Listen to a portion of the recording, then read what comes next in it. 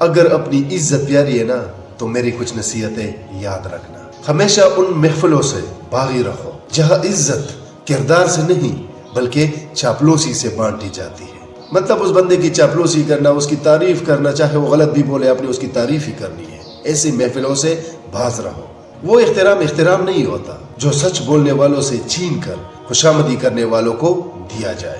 اپنی خودداری کو کبھی بھی کسی کے قدموں میں نہیں رکھنا، کیونکہ جھک کر ملنے والی عزت اکثر انسان کی قد کو چھوٹا کر دیتا ہے. باغی رہو ان رسموں کے خلاف جہاں وفاداری نہ ہو اور جہاں صرف مفاد پرستی کو سراہا جاتا ہو.